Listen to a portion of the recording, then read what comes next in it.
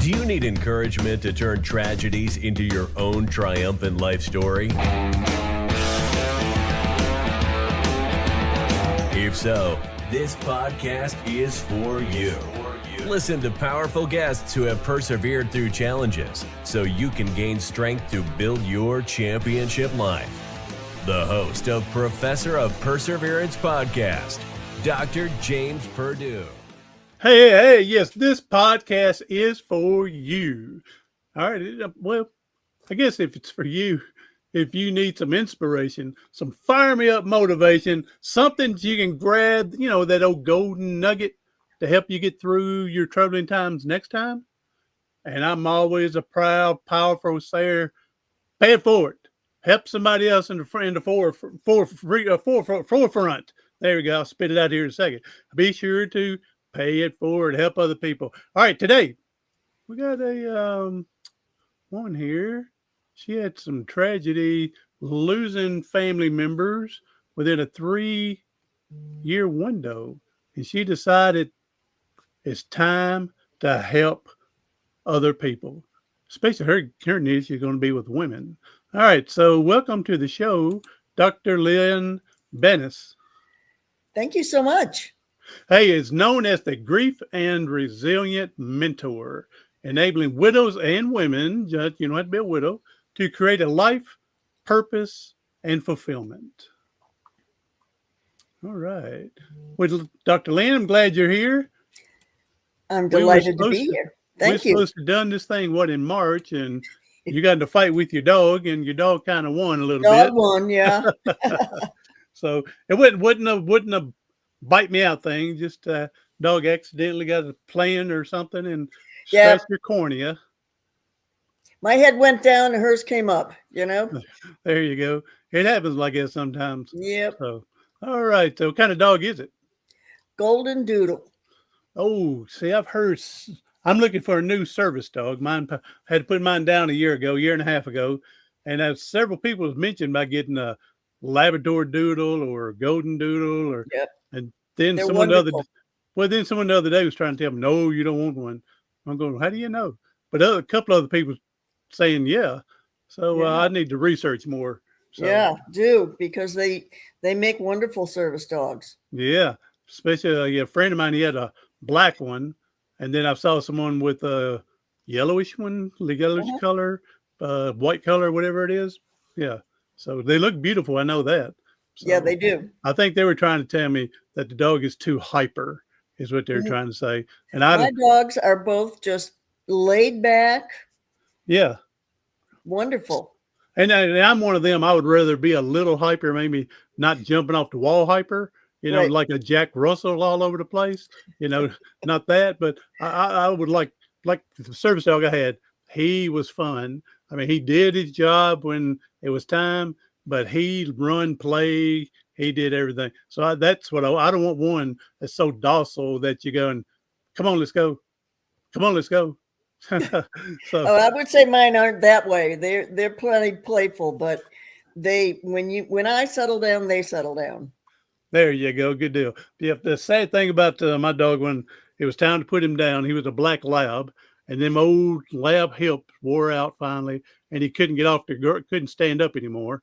And so he knew that when I was going to bed that he was coming to lay down beside me. Well, if we stood him up, he could walk, it's just him getting up. And so, and he's trained not to bark unless he gets permission. Well, I was getting in bed and he knew it was time to be in the bed with me, and he barked in the living room and going, because he knew, hey, I'm supposed to be in there with y'all. So my brother goes and helps him stand up, and he walks into my bedroom and laid right there by the bed because he knew that's what he's supposed to be doing. So he was serving until the very last. So, but I'm going to look into one of those doodles, lab doodles, or other one. Yeah. So, all right, Dr. Banis, Lynn. All right. So we're all going to go through grief. We're going to lose somebody sometime. Okay. But when you go through, you had 3 years there, especially your mother at 106. I still have my mother. She's 85. She got dementia going on, but I moved her in with me. But yeah, I haven't got to where, wanting to give her up yet. And I know it's coming. And we lost our father when I was 16 years old. Oh. So, and here I am, be 61 next week. Happy birthday to me. Happy birthday. All right. So, yeah, so we lost him when he was 16. So she's been the big raiser of three boys, taking care of us. So, all right, Lynn, I'm stealing too much of your show. All right. You go ahead and jump us on in there. Okay. Well, let me just start on hooking on to what you just said about all of us are going to experience grief at some point. I believe that we are all experiencing grief right now because of the changes we've been through in our country and the world. Wow. And we're grieving for the life that we used to have. And for some of us, that means we've lost our identity. And when that happens, that is when it's very, very, very difficult for someone to work through the process. So I'll start with my story. And then we can go from there. Sound good? That sounds perfect. Okay. Well, as you said, within a 3-year period, I lost first my mother, then my little brother, which you don't expect to lose your younger sibling, and then my husband. And it was tough. It was a tough 3 years plus a couple years afterwards to get through the entire thing.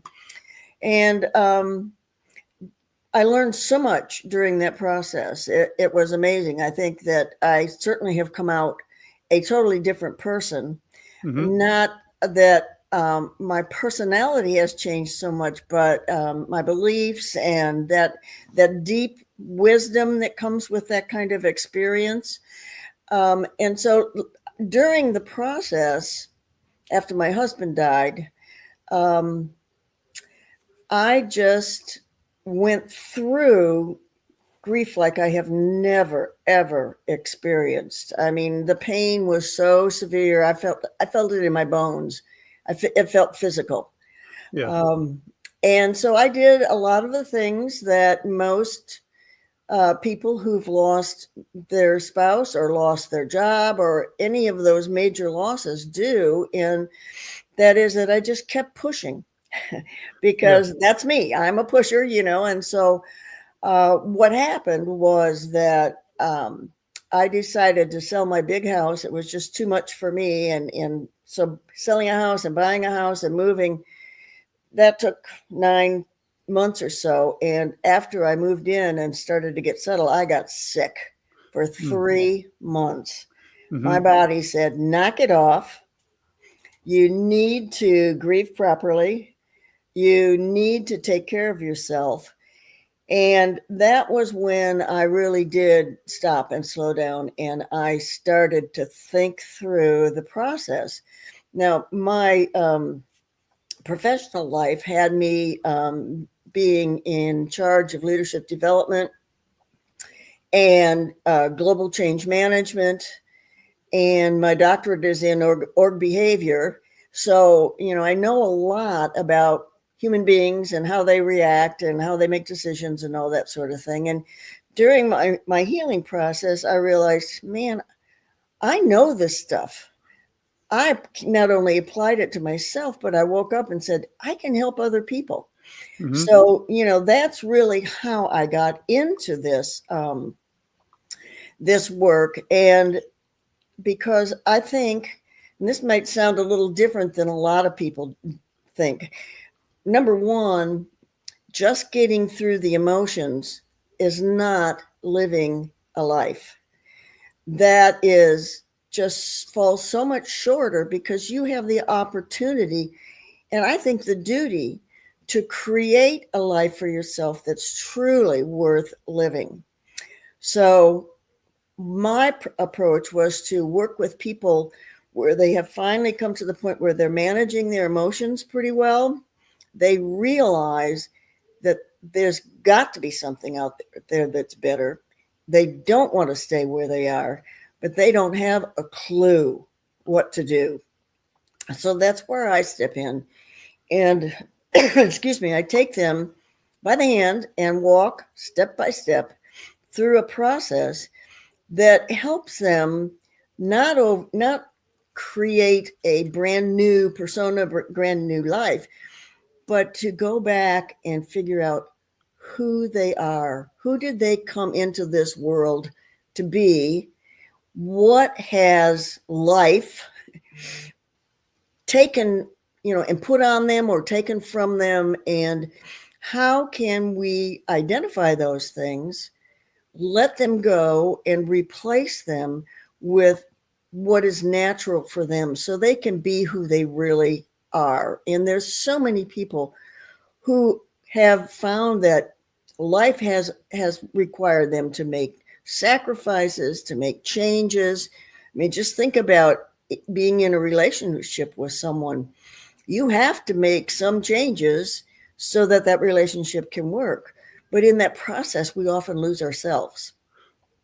So my purpose is to help people rediscover who they are and then go through a process, both mental, physical, psychological, that all of the sorts of things, to be able to get themselves prepared and knowing themselves and knowing what's important to them so they can create a life that supports them being that person, to the point of really, studying when someone is in flow so that we can identify what they're doing. And then what's the environment that supports them in doing that? And when we apply that to them deciding or developing a new path for themselves, it's powerful. Oh, yeah, exactly. Once they rediscover themselves again. I appreciate the way you opened it up. I mean, a lot of us, when we talk about grief, first thing in our head is death. Yes. But it's also the grief of your dog running away, finding them back healthy, but still the worry and everything, the grief of losing a job, the grief of, I don't know, an amputation from one of your limbs. It's not just death, but it's the first thing that's brought to our head is that. But yeah, I like the way you appreciate you bringing it up that way. It's more than just losing your job, grieving from that until you get something different. Right. And you do, because you've lost your sense of identity. Yeah. I was my job title. And the same thing happens to people, and they don't realize it's going to when they retire. Because, there's only so much cleaning you can do and arranging in your house and garage before you realize, what the heck? Yeah. Nobody needs me anymore. What is this? I got a friend that he passed away. He was quadriplegic. He couldn't move from his neck down, and so he was driving somewhere, and somehow a 1,500-pound moose was in their way and landed on top of the car and broke his neck. But my mom, she didn't retire till 77 years old, and I remember him telling my brother, because my brother worked for Terry, and Terry said, be sure to tell your mother to stay active, get up and do something, because death knows where to find you. And so, yeah, that's like you said, you're going to find a new identity. Like I said, you cleaned the house enough. Now you got to find a new identity, whatever it could be. Staying healthy, go out, play basketball, go to the civic center, movies, whatever it is. But yeah, got to get up out of that bed and stay active. You do. And that's a very difficult thing for someone who's been grieving, because, first of all, your brain changes and it's trying to reorient itself to your new environment. And it takes it a while to figure that out. And then as you get better and better, it keeps having to readjust. So that's one thing. And that's one reason why we have so much fog, brain fog. We can't think straight. We can't remember, on and on and on. And, part of the recovery process is finding a group of people who truly understand, where you don't have to explain yourself, which is sometimes very difficult.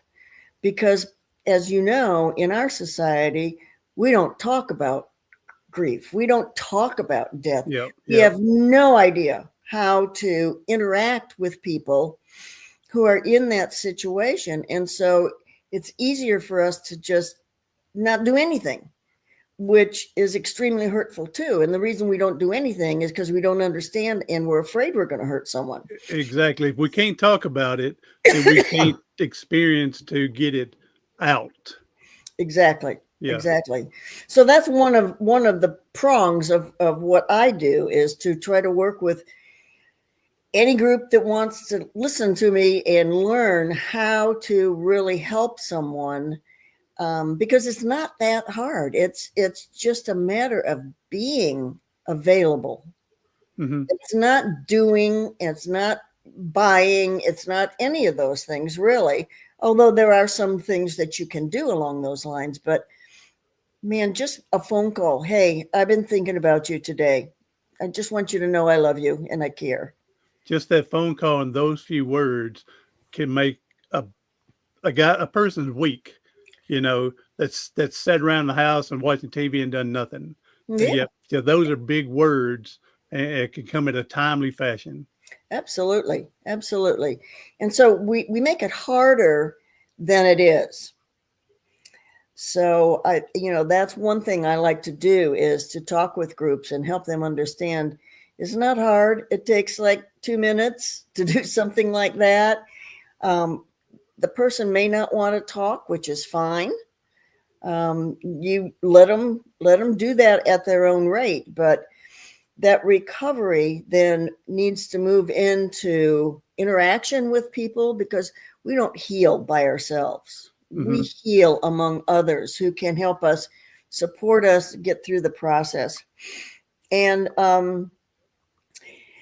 then, moving into the kinds of things that we need to consider in terms of what will make me happy. Who am I? What do I like? What do I want in my life? It's not that you're dismissing your loss. Let's find a way to bring that forward as part of your life, a part of your life that was important. It can be honored, and you can still live from that point on in a way that you decide, and that really helps you. And, so many people think, oh, I have to start a business, or I have to start a foundation. No, you don't. You can just be a dedicated reader of books.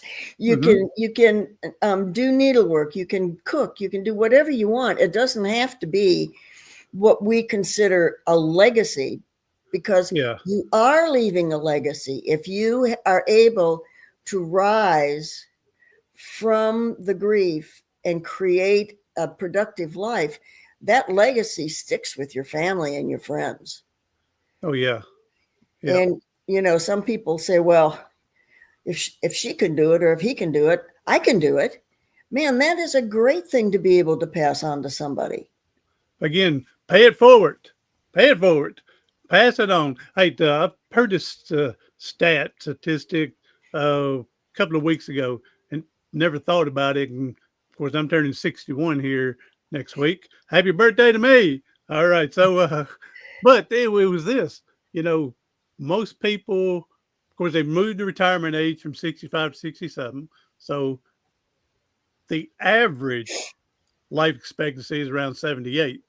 So, which means they said, if you retire at 67, if you make it 78 or even beyond, but you have an 11-year window to do what you want to do for the rest of your life. You spend 50 years, working, providing, being a leader. And like you said, now you retire. Now the roles have changed. You got to find a new identity. And roughly, depending on the average age, you have an 11-year span to do this. I didn't think of that until it was brought to me a couple of weeks ago. Well, I think the difference that you can make there is making your life fulfilling. Yes. And we really get a huge shot of serotonin and all the good chemicals when we give to somebody else. And you can go volunteer. Yeah. You don't have to get paid for things. You don't have to make an income, but you do have to give of yourself. I mean, that's why I think we're here. We're here to love each other and to support each other and to give what we have been given, because we all have certain gifts that we've been given. Well, and like you said, we don't have to go start a new business, because a lot of people, we're not entrepreneurs. So, but again, it doesn't mean if someone in my family died of cancer and I'm real strong and trying to help in the cancer society, then that's my forte.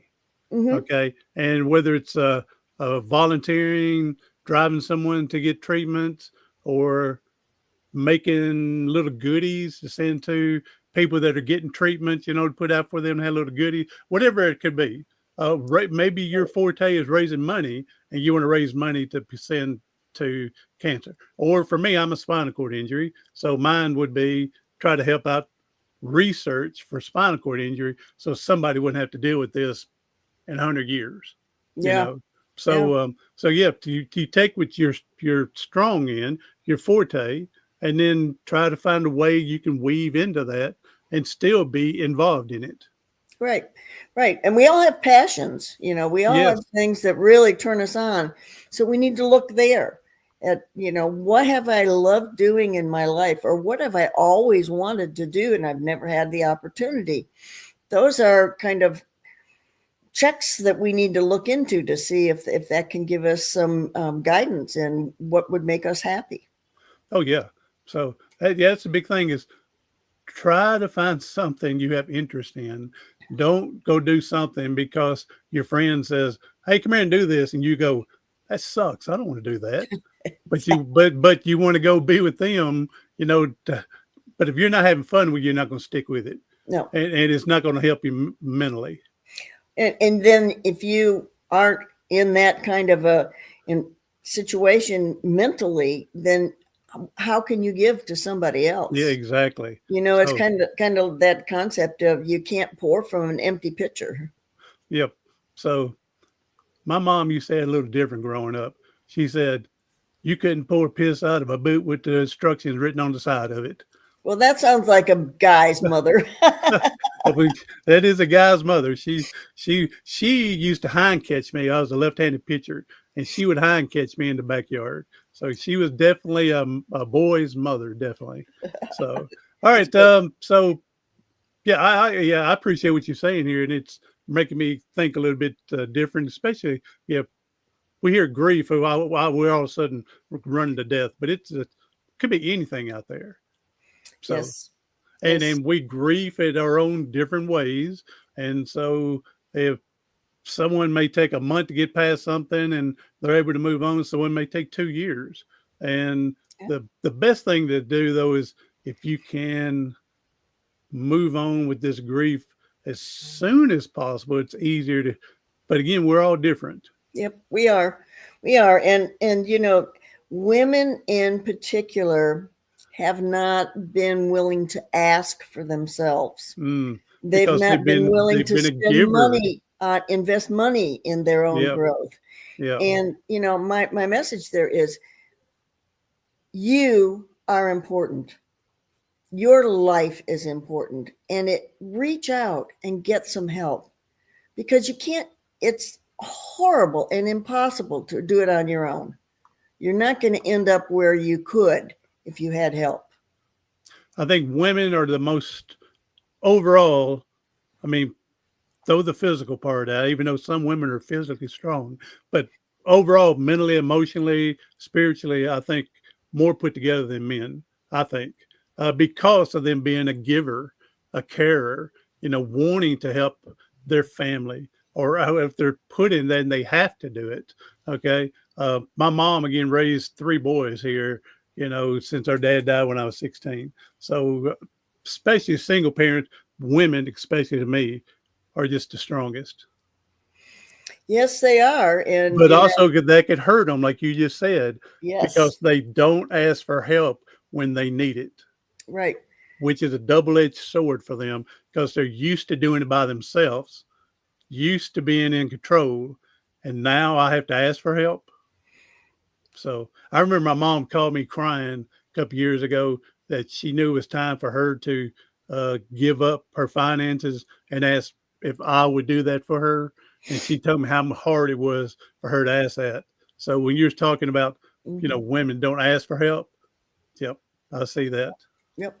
And it's come down through generations, Oh, so yes. Oh, we're yes. all carrying a historical ancestral burden that is passed down. And, it comes from times when it was dangerous to speak up, when you Hmm. got punished if you Yep. Yep. did something like that. And so we're carrying that burden.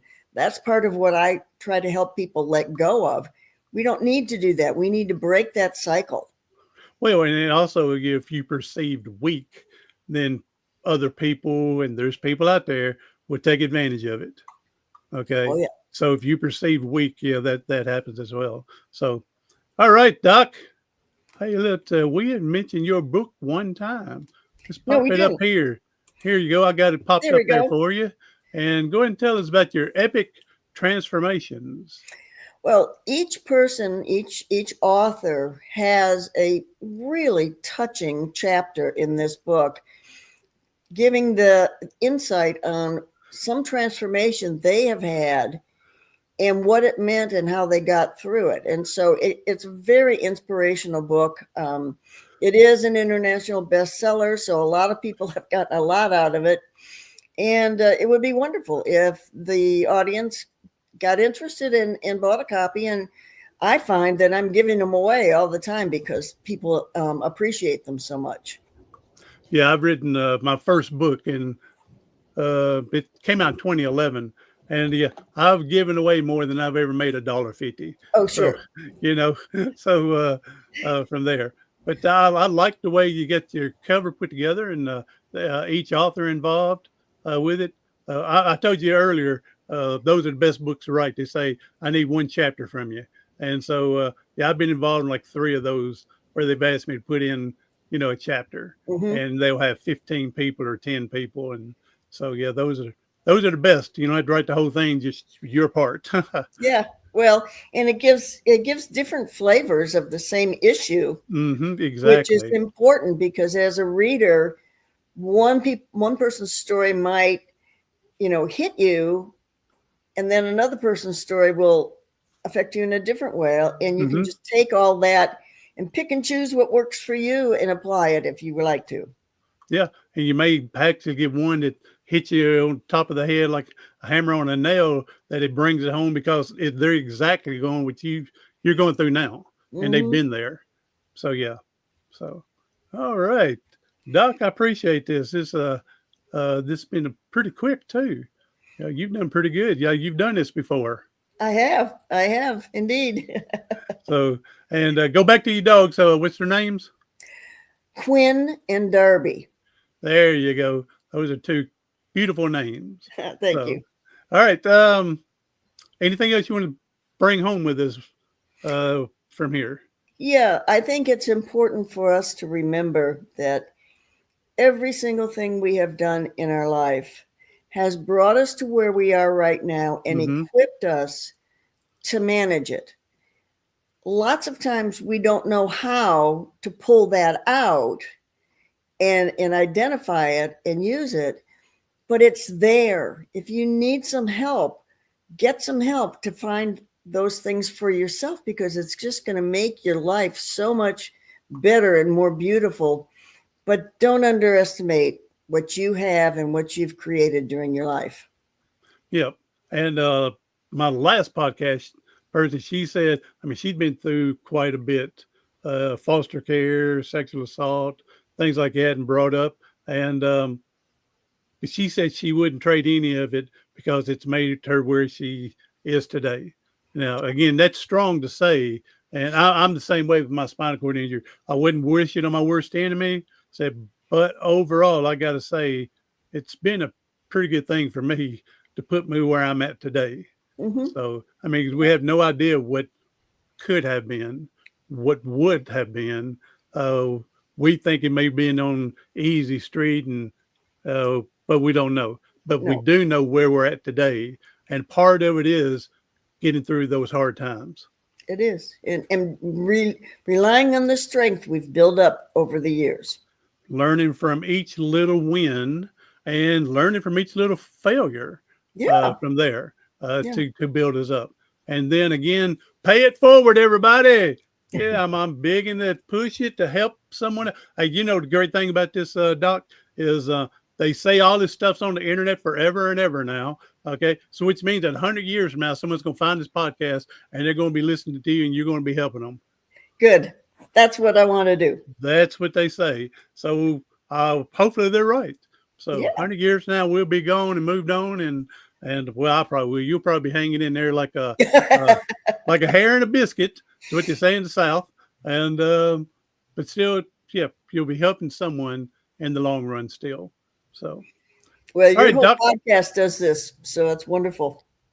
All right, well, I appreciate that. So, all right, Doc, go ahead and give people your website, any social media. I know you got courses that you're involved. Of course, you want your coaching, but tell everybody how to get a hold of you. Well, you can go to my website, which is Widows Rising Together.